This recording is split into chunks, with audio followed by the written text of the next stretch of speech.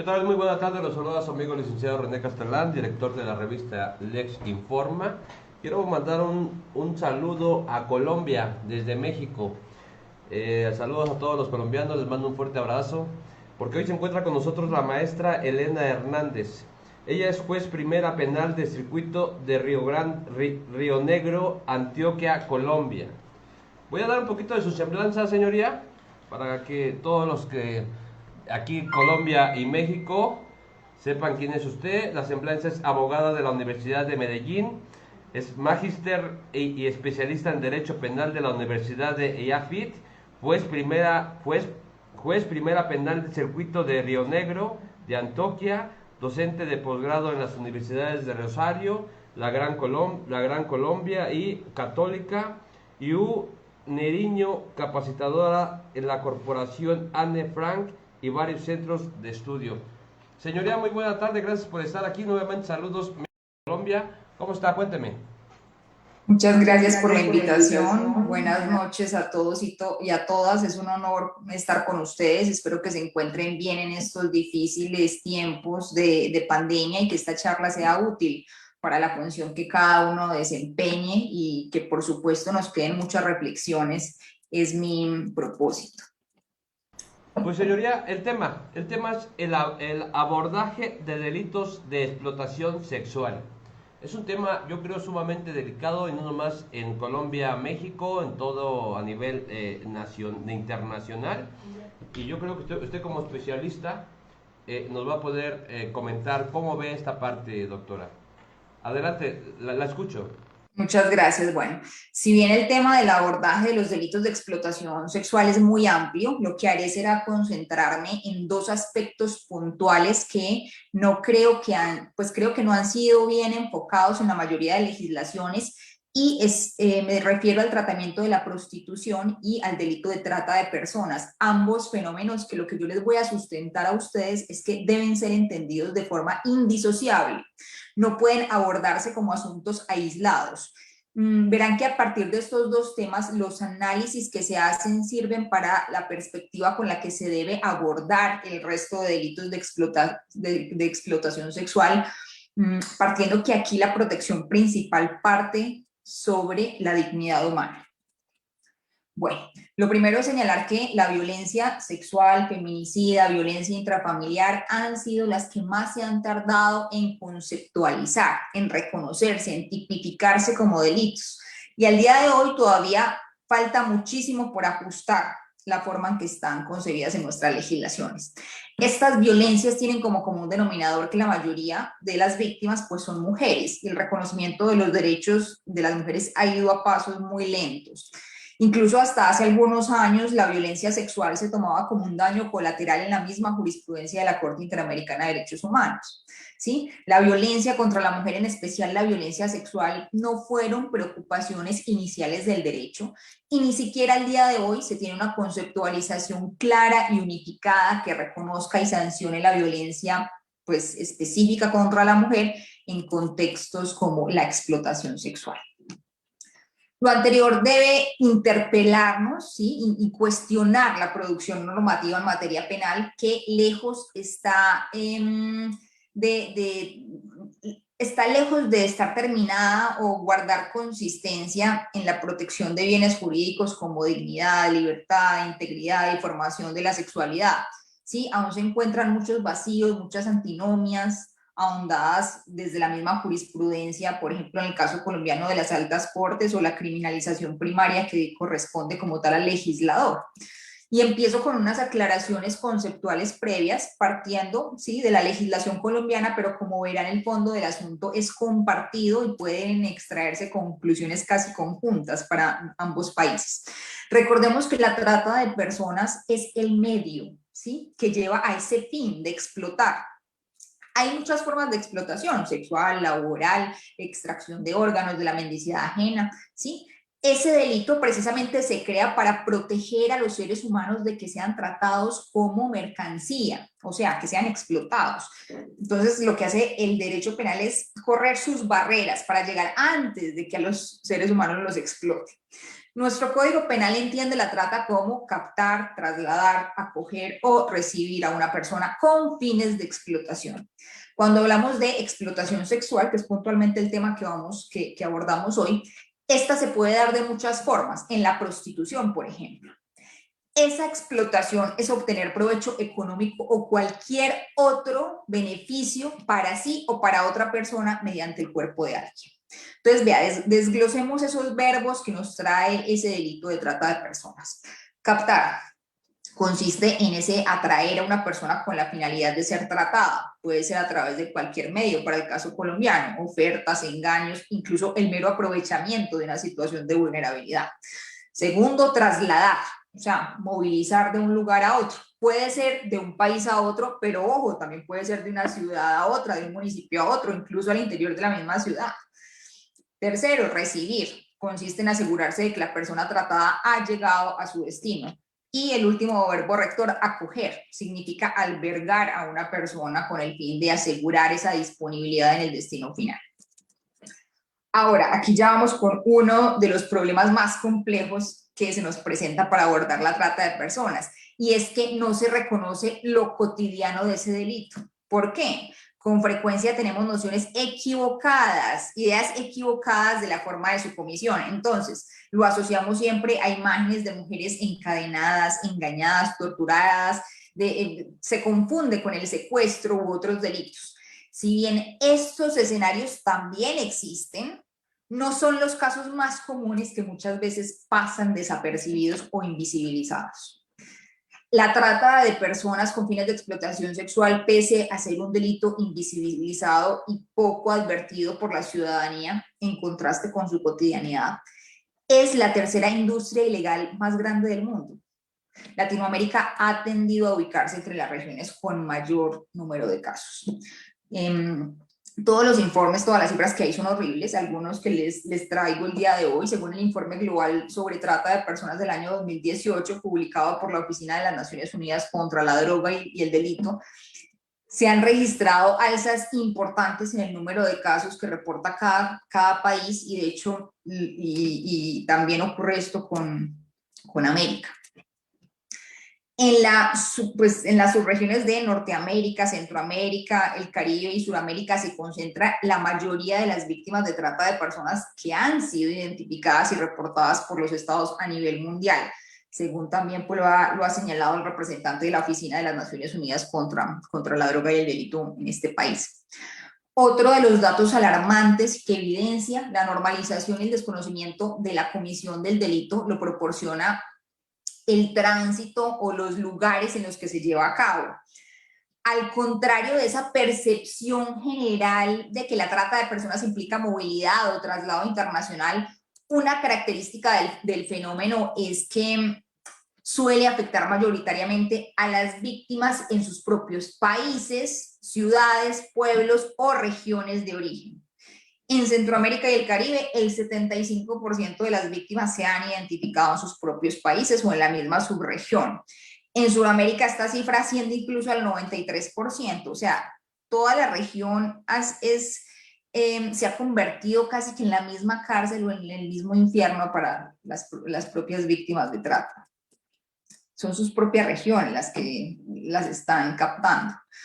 Esto ocurre por esa normalización de las violencias cuyas causas se relacionan con la trata y sus fines, como la explotación sexual. Cuando se desliga ese tratamiento de dichos fenómenos, lo que sucede es que se pierde la capacidad de dirigir esfuerzos institucionales integrales. Claro, ¿por qué? Se tienen más dudas que certezas sobre la necesidad u obligatoriedad de determinados operativos. Las autoridades no saben si un negocio es ilícito o no. No hay intervenciones estatales en diferentes contextos, precisamente porque hay una normalización a muchos asuntos que fácilmente se pueden pasar al anonimato o hacerle quites legales sin ningún problema. Además de esta falta de entendimiento y muchas veces de interés y voluntad política para ello, La identificación y erradicación de este delito, pues sí, se le suman otros problemas, como lo venimos comentando. Existe una normalización o una naturalización de la explotación sexual en nuestra región, en todos en nuestros países, sí que es cierto, sí, que se vende incluso en la sociedad como si fuera un servicio, por ejemplo, el mal llamado trabajo sexual, sea por cuenta propia o ajena. Esto implica que, esta visión implica que se responsabiliza a la víctima de su vulnerabilidad, de su explotación, a quienes de paso no se consideran víctimas. Y pues si no hay víctimas, tampoco hay victimarios. Esto conlleva que la prostitución no sea entendida como lo que es, como una forma de violencia contra las mujeres y demás población prostituida, ¿sí? Como consecuencia de esa indebida conceptualización del fenómeno, pues las cifras de los casos y las víctimas identificadas y atendidas por las entidades competentes ni siquiera se acercan a la realidad. Son alarmantes y el subregistro es todavía más alarmante. Entonces no estamos dimensionando esa gravedad del problema ni la cantidad de las víctimas. La normalización de la prostitución es tal que ahora se extiende incluso a nuevas modalidades de explotación sexual, vía webcam, por ejemplo, en época de pandemia sí que hemos visto el aumento de este tipo de explotación, ¿sí? Hay incluso mucha más facilidad para captar mujeres, los límites de la legalidad y de lo ilícito son más confusos todavía, a la par que los explotadores, los tratantes y bueno, y toda la demanda puede incluso ocultar su identidad a través de Internet o hacerse pasar como empresarios. Estamos teniendo todos los factores en contra. La prostitución es una institución, como se denomina, fundacional del patriarcado, porque alimenta la feminización de la pobreza, lo que a su vez refuerza la situación de vulnerabilidad de las mujeres que están siendo sexualmente explotadas. Y antes de abordar las consecuencias de la prostitución para puntualmente por las mujeres que están en esta situación, las mujeres prostituidas, voy a mencionar un efecto para el resto de mujeres que no se encuentran en dicha situación y que a la vez es un preconcepto que juega en contra de la posibilidad de prevenir delitos de explotación sexual. ¿Cuál es ese efecto o esa consecuencia para todas las mujeres del hecho de normalizar la prostitución? La afirmación y prevalencia de ese rol de la mujer como servidora sexual del hombre, ¿sí? Se reitera que la mujer tiene una función sexual y subordinada, y fíjense que la otra función sería la reproductiva, que reafirma el rol de la maternidad, incluso forzada, y por eso tenemos delitos como el aborto. Es decir, funciones sexuales y reproductivas al servicio de otra persona. Y les recomiendo mucho las obras de juristas muy brillantes en nuestros tiempos. Una de ellas pues es la maravillosa abogada Catherine McKinnon, cuya influencia en habla inglesa ha sido grandísima y a nosotros nos ha faltado bastante, pues prácticamente el estudio que tenemos sobre ella es nulo en el pregrado. Entonces, la prostitución, su normalización y aceptación en sociedades como la nuestra impacta sobre todas las mujeres. Vende una imagen cosificada y comprable de la mujer, se conceptualiza sobre su función y el rol de todas las mujeres. Esta es la muestra más clara de lo que llamamos como violencia machista, que pretende mostrar como servicio o trabajo lo que no es otra cosa que lo que también se llama esclavitud moderna, una de las más brutales contra las mujeres más vulnerables. Entonces aquí el mito de la libre elección es más evidente cuando se ponen de presente las características de vulnerabilidad de casi el 100% de la población prostituida. La persona en esta situación no es quien pone las condiciones, es el precio y la demanda lo que configura e impone la realidad para estas personas, ¿sí? Apoyada, por supuesto, en esos contextos precarizados de las personas más vulnerables. Y bueno, a este punto puede que algunos o algunas de ustedes se pregunten, bueno, pero ¿por qué está tan enfocada hablando en la prostitución? Y tal vez todavía no relacionen esa necesidad del abordaje junto a la trata de personas. Voy a mostrarles con un dato. En España, por ejemplo, y es que, bueno, hay unos países que al menos tienen unas cifras más consolidadas oficiales, pero precisamente el subregistro que les digo es muy grande en nuestros países. Pero bueno, en España se tiene que el 85% de las mujeres prostituidas, la mayoría extranjeras, por cierto, fueron incorporadas mediante la trata. El 85%, es decir, la trata es el método de incorporación masiva a la prostitución. Y cuando estas personas no fueron incorporadas de esta forma, hablamos de unas circunstancias de vulnerabilidad extremas, incluso de mujeres abusadas en su infancia, que es otro condicionante de entrada a la prostitución. Entonces, vean que esto no se puede manejar de forma separada. Ahora, miremos algunas consecuencias o impacto de esa explotación sexual en las víctimas. ¿Qué causa la prostitución? Porque es que el daño en las víctimas no lo produce la mera trata. Esta es un simple medio para surtir los negocios de explotación de seres humanos, como sería la explotación sexual en la prostitución. Pero la finalidad es lo que nos va a generar el daño en la integridad sexual de la víctima. Entonces, abundantes estudios del área de la salud señalan como principales afectaciones producidas por este tipo de explotación, bueno, principalmente dos: la disociación y el estrés postraumático.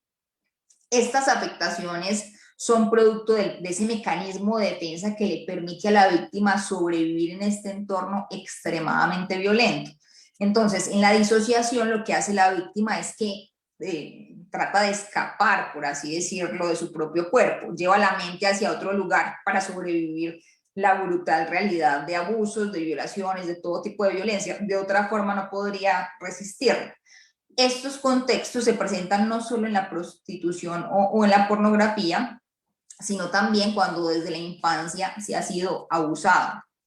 Esta es una de las consecuencias, la disociación. Estudios amplios sobre las implicaciones de la prostitución señalan que las víctimas presentan, ojo aquí, un cuadro de estrés postraumático similar al cuadro que tienen los sobrevivientes de tortura o veteranos de guerra. Estas secuelas de la explotación sexual, sumadas a esas condiciones de vulnerabilidad en que se encuentran las víctimas, como el aislamiento de las redes de apoyo o de confianza, las precarias situaciones económicas, deudas, amenazas, en fin, explican por qué, todas estas condiciones explican por qué resulta tan fácil la captación de ellas por parte de sus explotadores, de sus tratantes. ¿Por qué? Las estrategias de manipulación no requieren demasiada elaboración, de hecho, no, porque es que existen condiciones previas que dejan totalmente allanado el camino. Esa vulnerabilidad de las víctimas es casi lo único que necesitan los victimarios, desde carencias materiales hasta mujeres con ciclos de violencia que les impiden salir de estos propios ciclos bajo sus propios medios.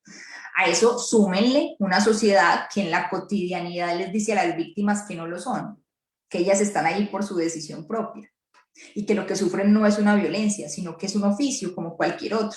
Es decir, la sociedad revictimiza y agudiza el problema cuando no lo desmonta y combate de raíz. Por eso es que tampoco se puede esperar o exigir de una víctima de explotación sexual que sea ella misma la que se reconozca, la que se identifique como víctima, porque es que parte de esa vulnerabilidad en la que se encuentra consiste en desconocer, en negar tal calidad, en disociarse de su propia realidad. Recordemos que es incluso parte de ese mecanismo de protección de las víctimas del sistema prostituyente. ¿Esto qué es lo que nos quiere decir? Que la sociedad y el Estado son los encargados de actuar y de integrar todas las ayudas posibles y de garantizarle los derechos a vivir una vida pues libre de violaciones, de abusos, de explotación sexual. Entonces, ya es claro pues que nuestra sociedad debe dejar de normalizar la violencia. Ahora, por parte de nuestro Estado también se ha desentendido parte de estas obligaciones, pues sí, se ha estado al margen de estas obligaciones internacionales para erradicar y sancionar la trata y todas las formas de explotación sexual. Esto pues, la normativa tanto mexicana como colombiana no castiga la totalidad de la demanda, de hecho no lo hace. Y a través de nuestras cortes, por ejemplo, en el caso de Colombia, se ha proferido jurisprudencia discordante que denota una falta de entendimiento del problema. Esto ha llevado a que existan antinomias normativas que son aprovechadas por proxenetas, por tratantes, por demás explotadores. Ahora, lo cierto es que pese a existir estos problemas y vacíos normativos, también tenemos no solo instrumentos internacionales, sino sustento legal y constitucional que debemos exigir su cumplimiento. ¿Por qué? porque sancionan y enfocan el problema de la prostitución y su inescindible vínculo con la trata y la explotación sexual. Por ejemplo, nosotros en el Código Penal colombiano consagramos un delito que es el de inducción a la prostitución. Y aquí las víctimas son mayores de edad. Entonces, la existencia de este delito es un reconocimiento de esa dañosidad de la prostitución, tanto así que su inducción se considera punible. Nuestra Corte Constitucional, por ejemplo, realizó un análisis de constitucionalidad de este delito, la sentencia la C636 de 2009, y allí esta sentencia es muy buena porque el análisis lo hace bajo un enfoque de derechos humanos desde ese marco internacional. Entonces, en aquella sentencia reitera que la dignidad humana es el derecho constitucionalmente protegido, por lo que el Estado puede sancionar aquellas conductas que se dirigen a menoscabarla. Asimismo, expresamente señala que la prostitución es una actividad que comporta graves consecuencias para la integridad de la dignidad de las personas, pese a la tolerancia jurídica, la misma Corte lo dice, de que es objeto. ¿Sí? Por lo que la Corte allí encuentra legítimo que el Estado dirija sus esfuerzos a desestimularla, a reducir sus efectos e incluso a erradicarla. Luego, lo que ha pasado es que por vía de decisiones de tutela se ha notado la falta de claridad de la Corte Constitucional sobre este tema. Entonces, se han proferido unas tutelas que tienen planteamientos contradictorios porque reconoce, digamos, el marco internacional, pero finalmente se queda orientando esa intervención desde un modelo regulacionista, que lo que nos hace es reglamentar una relación entre proxeneta y personas explotadas en la prostitución. Pero aún así, la Corte vuelve a terminar reconociendo que en el derecho internacional la prostitución y el mal que la acompaña, así dice la Corte, la trata de personas con fines de explotación, con fines de prostitución, son incompatibles con la dignidad humana y el valor de la persona humana, es lo que finalmente dice la Corte. Entonces, volvamos a la sociedad. Recordemos que muchas veces el derecho penal es un reflejo de los males sociales que a veces también se encargan de que el derecho penal no funcione. Esto es un ciclo, por eso hay que cambiar a la par derecho y sociedad. Entonces, miren que el lenguaje describe y configura realidades. Se ha hablado mucho de la prostitución, pero de formas tan variadas como lejanas a su realidad. Entonces, la prostitución se ha romantizado, se ha normalizado. Hay que empezar a visibilizarla como lo que es una vulneración de derechos humanos y una de las peores formas de violencia que en su mayoría de veces se comete contra la mujer. ¿Cuál puede ser la estrategia entonces para combatir la trata y la explotación sexual? La principal estrategia es perseguir y sancionar la demanda. Y aquí estoy incluyendo a los mal llamados clientes de la prostitución. No son clientes, son prostituyentes, ¿sí? Y hablo de conseguir, de perseguir, porque eso es algo que el marco normativo nos permite hacerlo ahora sin necesidad de leyes nuevas. Pero claro, bueno, la sanción ya de toda la demanda, que sería lo debido, pues sí deberíamos adicionar a nuestra normativa, acogernos a una legislación abolicionista, como lo han hecho ya muchos países y que de ello tenemos una evidencia de lo que ha servido. El último país fue Francia. Entonces, la principal causa de la trata de personas con fines de explotación sexual, reitero, es la demanda. Que existan personas dispuestas a pagar por otra, convierte a estas personas en los principales responsables de que existe la trata con fines de explotación sexual, así de sencillo. Entonces, cuando hay tanta demanda, la prostitución se vuelve vital para la trata, porque es que de ahí se capta, pero es insuficiente.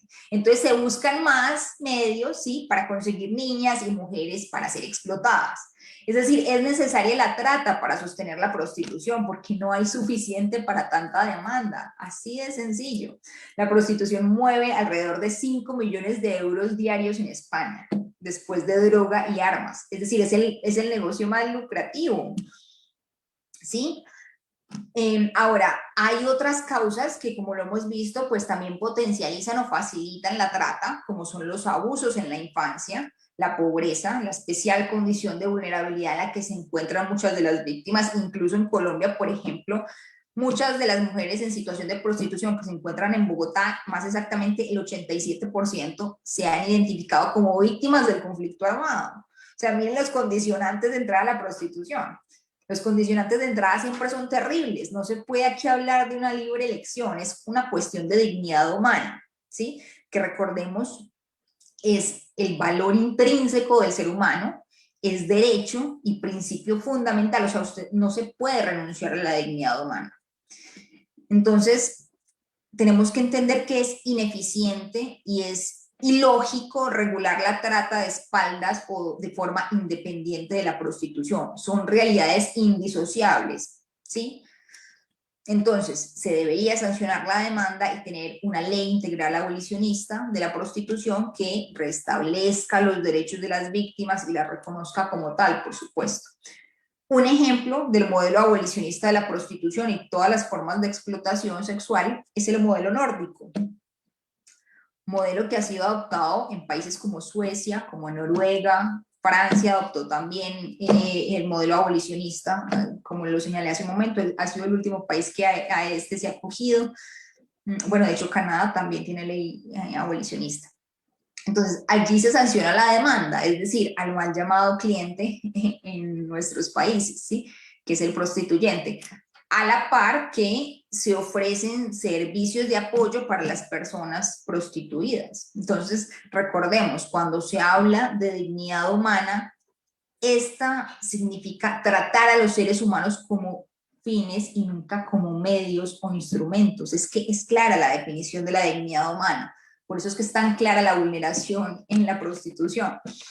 Entonces, miren que esto a su vez es pilar de las características de los derechos humanos. Recordemos esas características, son inherentes a la persona, son universales, son irrenunciables, son inalienables. Por eso aquí cuando los pongan en el dilema de, pero es libertad de elección, no, es que el tema no es de libertad de elección, el tema es de dignidad humana. Así como está tan claro que no podemos vender órganos porque afecta la dignidad humana y puede que el órgano no lo necesitemos, que sea nuestra libre elección y que queramos dinero por el órgano, pero fíjense que eso está muy claro. Eso mismo debemos trasladarlo a cuando se intenta mercantilizar personas o cuando se hace. Entonces, reiteremos, no se puede renunciar a la propia dignidad humana o consentir la propia explotación. No, la dignidad humana no es algo de lo que podamos prescindir o de lo que podamos despojarnos, sino que pertenece a nuestra propia condición humana.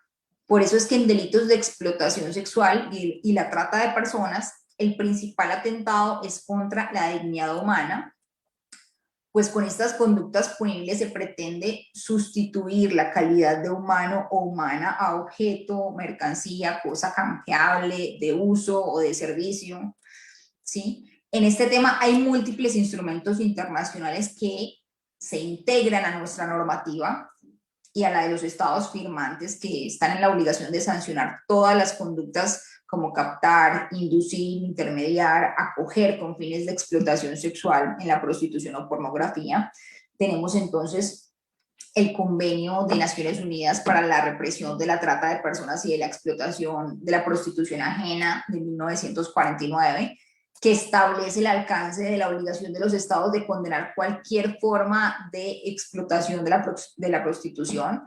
El artículo primero allí prohíbe la explotación de la prostitución ajena en todas sus formas.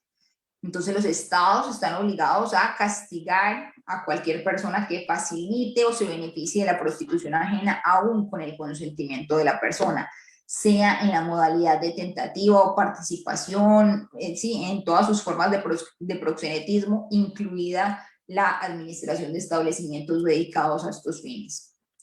Este convenio es la base para interpretar instrumentos posteriores, como el artículo 6 de la CEDAW, que es la Convención sobre la Eliminación de todas las formas de discriminación contra la mujer, que señala que los estados partes pues deben tomar todas esas medidas apropiadas, incluso de carácter legislativo, para suprimir todas las formas de trata de mujeres y explotación de la prostitución. Por cierto, sobre el tema, en noviembre del año pasado fue publicada la recomendación número 38 de la CEDAW sobre la trata de mujeres y niñas en el contexto de migración mundial, y entre sus causas profundas se señala enfáticamente la demanda que fomenta la explotación y conduce a la trata. Entonces, Entonces no se puede pretender erradicar la trata y la explotación sexual sin enfocar la demanda y todos sus eslabones. O sea, tenemos aquí que ver al prostituyente, al proxeneta, al intermediario, al tratante, a todos. En el 2000, Naciones Unidas actualiza su normativa frente a la trata de personas a través del protocolo para prevenir, reprimir y sancionar la trata de personas, especialmente de mujeres y niñas, que complementa la Convención de las Naciones Unidas contra la Delincuencia Organizacional Transnacional, que es el conocido como el Protocolo de Palermo. Y bueno, hay más normativa pues internacional que para estos temas también fortalecen ese desmonte de delitos de explotación sexual. Bueno, espero que con esta charla pues les haya quedado un poco más clara esa relación entre la trata de personas con fines de explotación sexual y la prostitución. Cuando se entienden ambos fenómenos, es fácilmente detectable que el uno depende del otro y por ello es ineficaz cuando se abordan por separado. Y además esto se integra al entendimiento de otros delitos de explotación sexual, ¿sí? De proxenetismo con menores, de inducción a la prostitución, etcétera.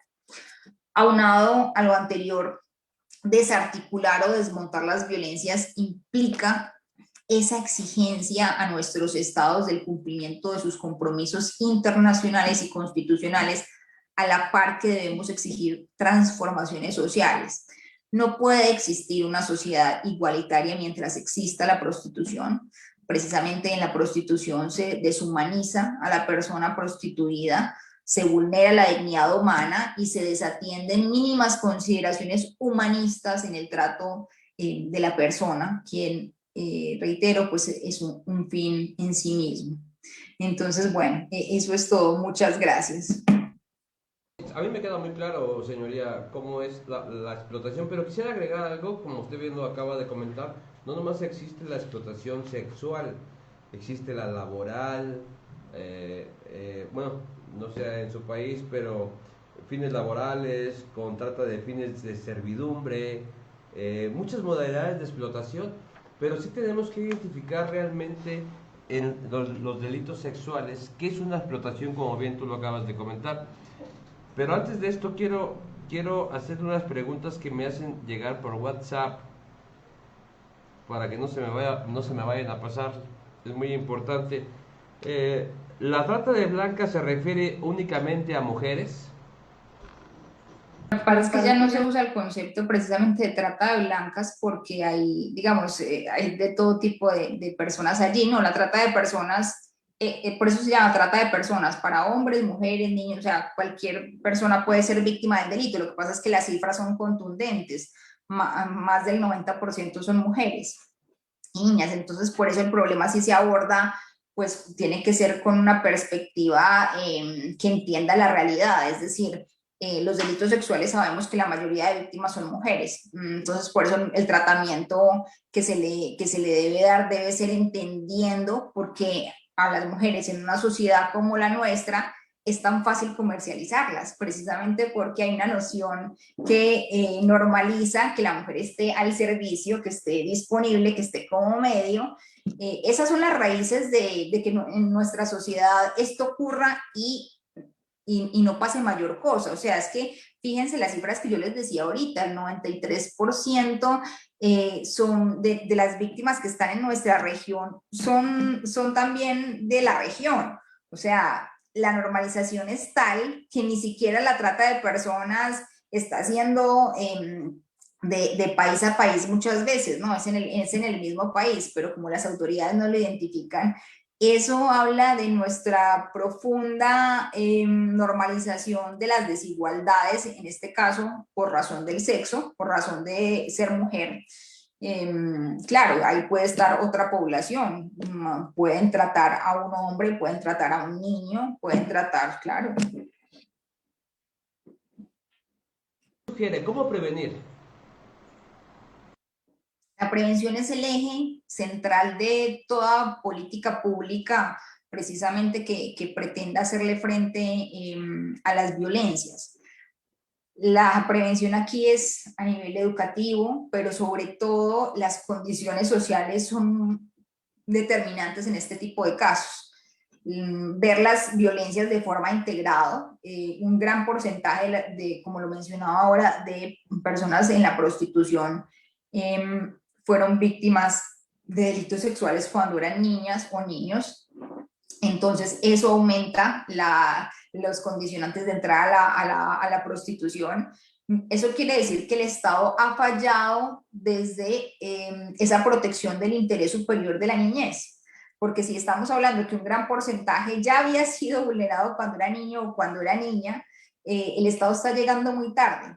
Y lo que tenemos que hacer para que nos funcione entonces la prevención y futuras ya aristas punitivas es tener un diagnóstico social muy bueno, es decir, identificar dónde están y cómo se desarrollan las violencias, tener un sistema, por ejemplo, nacional de estadística, un buen diagnóstico social que nos permita identificar y relacionar diferentes tipos de violencia. Así es que se pueden construir políticas públicas que de verdad nos vayan a servir, evidenciando cuál es la población a la que van dirigidas, pero vuelvo al punto, como en este tema todos lo vemos y es como si nadie lo viera, porque finalmente las víctimas no se están considerando como tal.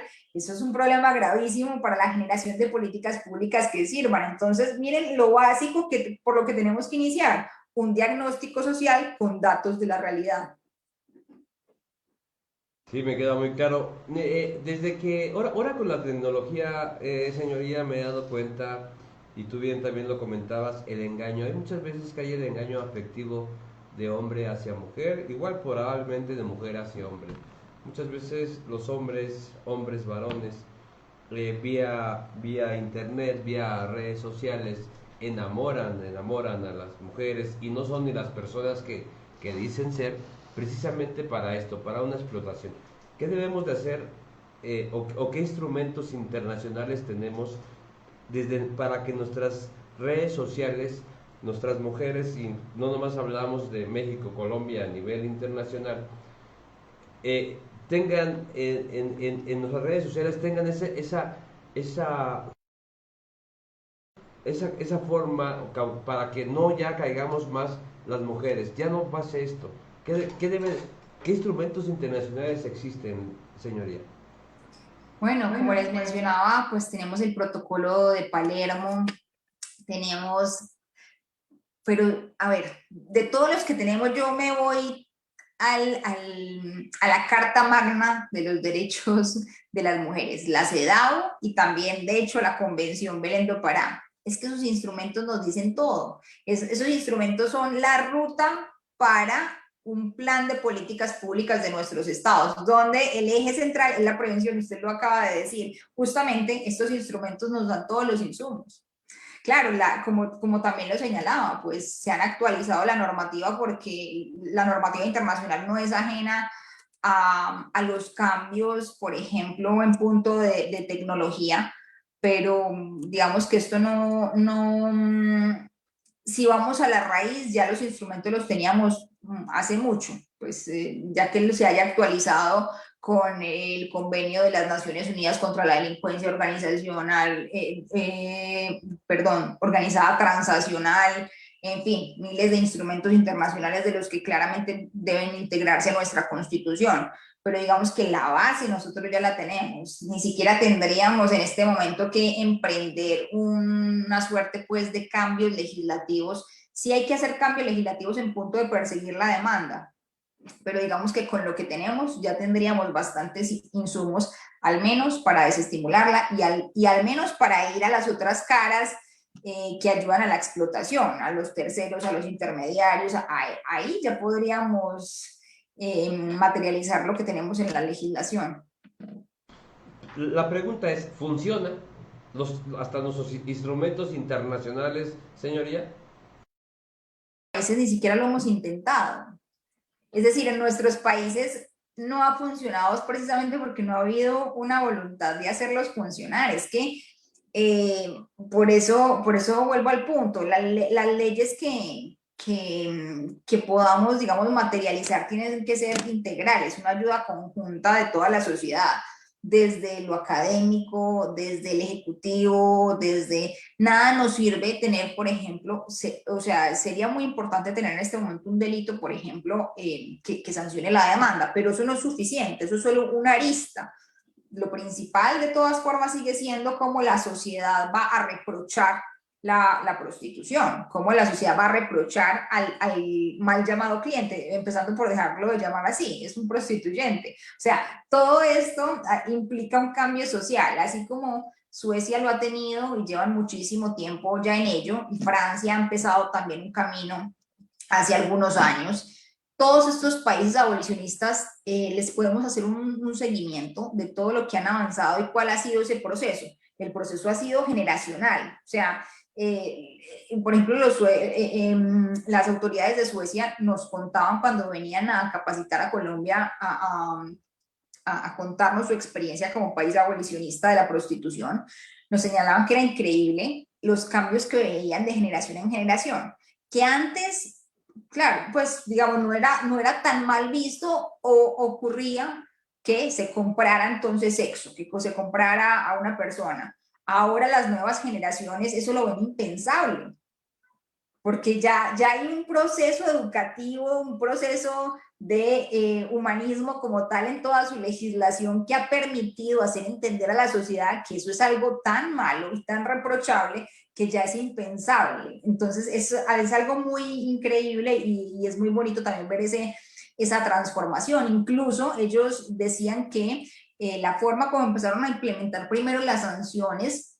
ellos, bueno, y eso sí es característico de todos los países abolicionistas, lo que hacen es que primero hay una multa, si hay una reincidencia por parte del prostituyente, hay prisión, pero la multa, lo que nos contaban las autoridades suecas, tenía un efecto disuasorio muy importante. La multa llegaba al trabajo y a la casa del prostituyente. Y aparte de eso, tenía que hacer un curso en derechos humanos. Entonces, la primera sanción era casi que un reproche social, porque todo el mundo se daba cuenta que él era un prostituyente. Entonces, si ya el foco lo ponemos es en quien se le está reprochando la conducta. Entonces, bueno, eso tuvo un efecto disuasorio muy, muy grande, muy importante. Y creo que esa experiencia de los países que ya les ha ido bien con un modelo que funciona, debe servirnos. Es algo contundente. Cuando queremos implementar políticas públicas y procesos que cambien nuestra criminalización primaria y secundaria, pues hay que irnos a la evidencia y en este caso es contundente. No hay un país regulacionista en este momento que le esté funcionando un modelo en ese corte, ni prohibicionista, que sería Estados Unidos, que Estados Unidos sanciona tanto a la mujer como al prostituyente, que eso es erróneo, porque también están partiendo de que, de que la mujer es una criminal en este caso, que para nada es una víctima. Entonces, quienes claramente nos pueden dar cuenta de lo que ha funcionado son las legislaciones abolicionistas. Vamos con una pregunta, señoría. Maribel pregunta, eh, ¿es la explotación sexual no, perdón, ya se le había preguntado. ¿Es una explotación sexual cuando la víctima da su consentimiento? Es obvio que no, ¿verdad? Lo que pasa es que la trata de personas, al menos así está en nuestro Código Penal, el consentimiento es irrelevante. La víctima puede dar su consentimiento y eso no exonera al victimario, porque es que lo que se está cuestionando es la conducta del tratante, no de la víctima. Es que la víctima puede decir sí o no, pero lo que se está reprochando es la conducta, porque lo que les señalaban en un principio no es un tema de libre elección, es un tema de dignidad humana. Traten de asemejarlo un poco con la venta de los órganos. Así exista su consentimiento por venderlo, no es posible. Es decir, igual se le va a reprochar es a quien lo compra. Por más consentimiento que usted quiere vender su órgano y quiere recibir ese dinero porque lo necesita, eso no exime de responsabilidad al otro. Es igual en este aspecto. Cuando se conceptualiza bien sobre lo que es la explotación sexual, la violencia que es, nosotros dejamos de cuestionar la decisión como tal de la víctima. Esa no es la que se está cuestionando, es voltear el foco a quien está demandando. Efectivamente, se está vulnerando el principio de la dignidad humana, como bien lo comentas, que si no me equivoco está en nuestros tratados internacionales, donde también México es parte. Siguiente pregunta, señoría. ¿Por qué eso bueno, comenta Angélica, dice, ¿por qué la trata se considera una forma de esclavitud moderna? Claro, es que lo es. Quien está en la prostitución, por ejemplo, bueno, la trata y la prostitución ambas son consideradas la esclavitud moderna. Las condiciones en las que están las personas allí impiden hablar por regla general de una libertad y una decisión autónoma de ello, precisamente porque la caracterización de esta población es en más de un 90% población vulnerable por múltiples factores. Entonces, están siendo medios para una finalidad de otra persona que es sacar provecho. Ese sacar provecho, si ustedes ven, siempre ha sido, digamos, el común denominador de toda la esclavitud. Cuando se saca provecho de un ser humano porque se toma como fin, eso es lo que ha hecho a lo largo de la historia, en sus diferentes momentos, la esclavitud. Que se ha hecho, claro, incluso en la Segunda Guerra Mundial podríamos decir que muchos de los tratamientos que se les daba, por ejemplo, a los judíos, también correspondían precisamente a esta vulneración de la dignidad humana, porque eran precisamente tenidos como unos medios para que con ellos se experimentara, para que con ellos se pudiera extraer materias para desarrollar otro tipo o para ayudar a la industria. Eso mismo se hace en estos casos con la población prostituida. Es que miremos las cifras. Es un negocio que para los tratantes y para los proxenetas es redondo. Es solo comparable con las drogas y con las armas. Por eso es que ha sido tan difícil y ha tenido tanta resistencia por parte de legislaciones a ser abolido, porque de este negocio hay muchas personas implicadas. Sí. Pues como bien tú lo comentabas, señoría, es mercancía, o sea, mercancía voy a comercializarlo. Y inclusive todavía voy a importarlo y exportarlo, ¿verdad? Bueno, por último, señoría, dice Sandra, le comenta, ¿todos los casos de prostitución son trata con fines de explotación sexual? No, todos no son trata, no. La prostitución no siempre se ingresa por la trata. La trata es un medio de incorporación masiva a la prostitución, como en países como España, el 85% allí ingresaron por la trata.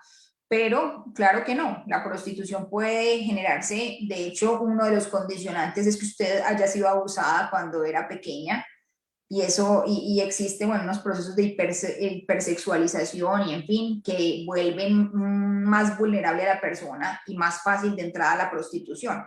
Entonces, no todo es trata, pero ese precisamente debería ser el cambio que en nuestras legislaciones es concebir la prostitución como lo que es, como una violencia. Entonces, no necesitarse de la trata para que ahí sí miremos a ver qué está pasando en la prostitución, que tampoco se hace porque no se puede ni siquiera evidenciar cuándo es trata y cuándo no, sino de una vez penalizar o sancionar al prostituyente, es decir, al mal llamado cliente, al que va y compra por sexo. Hay que sancionar a la demanda. Sin esto, pues no podemos nunca decir que estamos haciendo, digamos, cambios serios para poder erradicar y poder abolir la explotación sexual. Cuando una persona va a un prostíbulo y va a comprar sexo, esa persona no sabe ni se interesa por saberlo, y tampoco de hecho lo podría saber si quienes están ahí lo están por trata, están por libre elección, están por no, ahí están. ahí están y el negocio está surtido tanto por personas tratadas como por personas que por otras circunstancias están allí.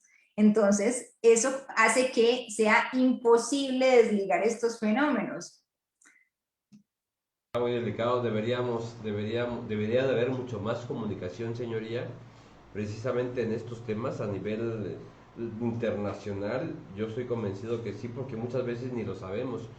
Como bien hoy aprendí de ti, soy abogado penalista, pero efectivamente lo que decías, la dignidad humana es vulnerable. Y ahí está el punto clave y es muy importante entenderlo así.